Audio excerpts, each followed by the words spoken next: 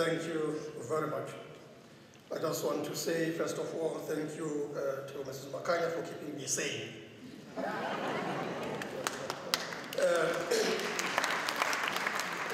Dr. Mukoni Matabane, Deputy Chairperson of the Council of UNISA, and other members of the Council present, Professor M.C. Morea, Vice Principal of Academic Teaching and Learning, and other members of our Executive Management, His Excellency Dr. Thabo Mbeki, former President of the Republic of South Africa, and Mrs. Zanele Mbeki, His Excellency Mr. Joaquim Chissano, former President of Mozambique, His Excellency Mr. Pedro Pires, former President of Cape Verde, His Excellency Mr. Olusegun Obasanjo, former President of the Federal Republic of Nigeria, Mrs. Phumzile Mlambo Ngcuka, former Deputy President of the Republic of South Africa, Professor Nyameko Pani-Pijana, former Principal and Vice Chancellor of UNISA, Mrs. Kisung Kailam, Chair of the Thabo Mbeki Foundation, and other members of the Thabo Mbeki Foundation here present.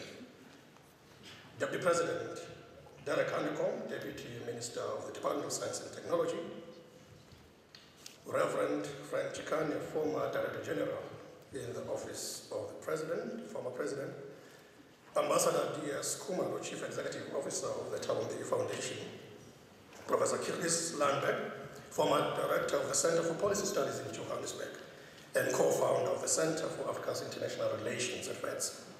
Your Excellencies, Ambassadors, and High Commissioners present, His Grace Bishop Joe T. Siwoka, President of the South African Council of Churches, and other members of the ecclesiastical community present, members of national, provincial, and local government present, heads of government departments, directors generals, and all other senior officials here present, other educational institutions present, members of business and non-governmental and community-based organizations, other invited guests, distinguished ladies and gentlemen.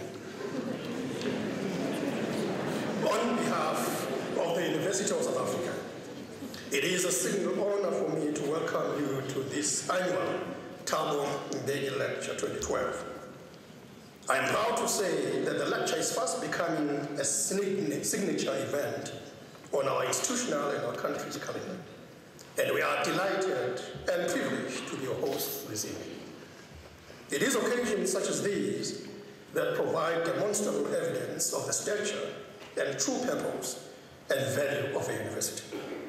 There are three key pieces of evidence that need to be considered. Firstly, we have the highest caliber of speakers present this evening, those who have reached the pinnacles of their careers and whom we know place a premium on education and all that it encompasses. These eminent persons have come here willingly and with the understanding that they will be passing on their knowledge, insights, and experience to those who will listen. One can liken them to our senior university professors who teach and mentor their students into their disciplines by opening the doors of their minds, extending narrow and subjective vistas, and exposing them to worlds unknown and yet supremely enticing. In a university, this is the most crucial function. I've often said that the greatest gift in any student's life is to be taught by a senior professor.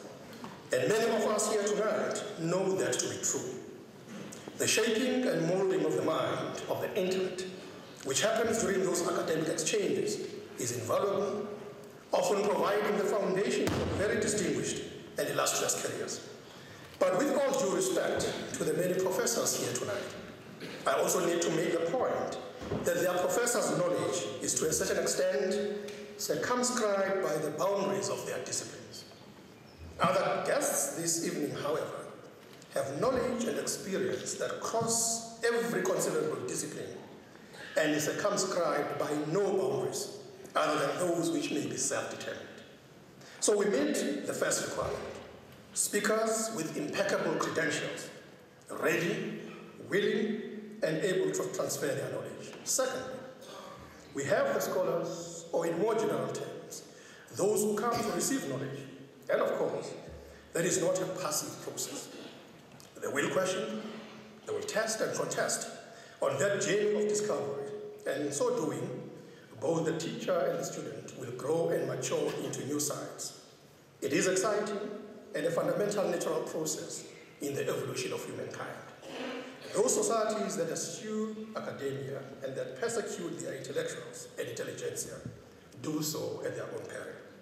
They are likely to be doomed to mediocrity and futile existences. We are excited that leaders of various formations are here with us tonight. Our hall this evening is packed with people who have come to listen, to learn, and that is a thrilling affirmation of our role as a university.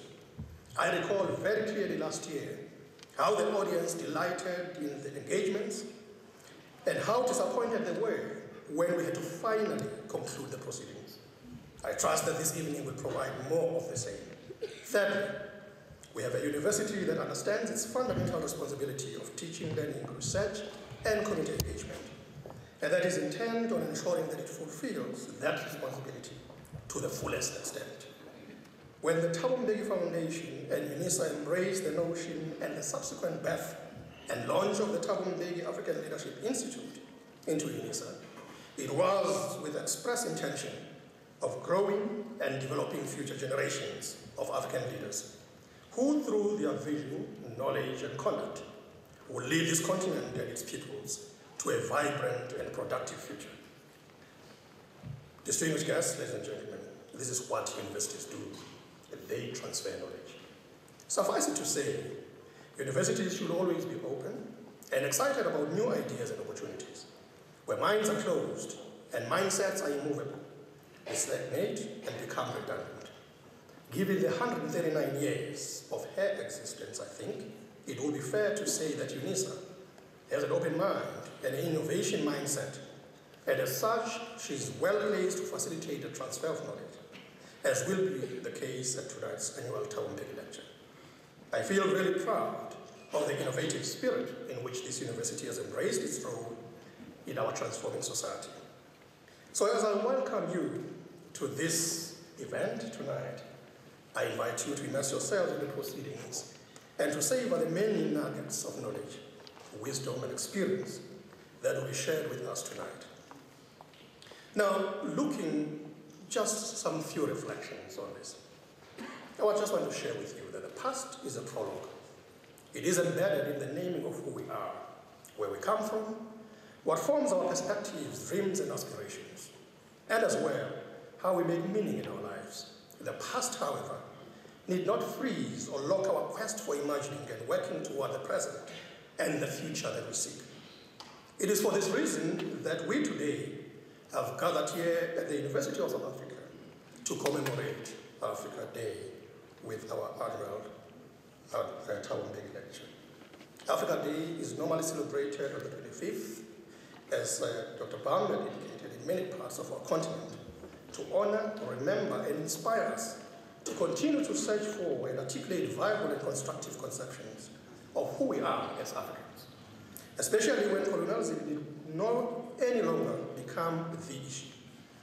Africa Day is thus an attempt to recall our past in order to draw constructive lessons for today and for the future, so that we can craft the present and futures in which the sustenance of our continent's peoples and ecologies and the sustainabilities of Africa's developments are successfully manifest. So what was the raison d'etre of the idea that Africa had to unite, and thus Africa Day? Things come into existence for a reason, and Africans sought to unite because of a purpose. The Organization of African Unity was established on the 25th of May 1963 in Addis Ababa, Ethiopia, after 31 out of 32 countries which had gathered at the Africa Summit agreed on signing the OAU Charter. Since then, more than 22 countries have joined. Our own country, South Africa, became the 53rd member on the 23rd of May 1994, with South Sudan becoming the newest and the 54th member state on the 27th of July 2011. The OAU was formed immediately after the independence of a few countries from colonial rule. For instance, Libya had become the first African country to gain independence in 1951. It was followed by Sudan, Morocco, and Tunisia in 1956, and Ghana in 1957. These developments have propelled the quest for self-rule and therefore of liberating more Africans from colonial rule. This had gained momentum into the 60s, wherein many countries in the continent sought their own freedom and independence, a movement which was spearheaded by many African leaders. Historians, however, suggest that the then president of Ghana, President Kwame Nkrumah, was one of the first African leaders and head of state who conceived the idea of a united Africa. He called on the 8 heads of the independent states to work towards this idea.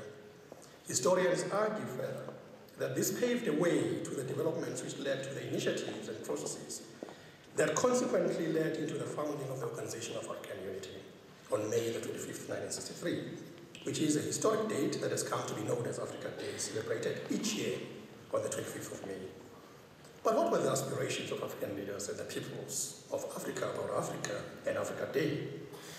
Theirs were visions of self-determination, self-rule and governance, independence, freedom, and decolonization of not only their countries, but of the whole continent. A united Africa in which efforts to bring about change, freedom, and assertion of the dignity, capabilities, and capacities of Africa's peoples were affirmed. Political and economic emancipation of Africa's peoples, an Africa that cooperated with each other for the advancement of the ideas and aims in the above, and principles of unity and cooperation as foundational elements, principles, and instruments for promoting independence, democratic governance, human and people's rights and developments.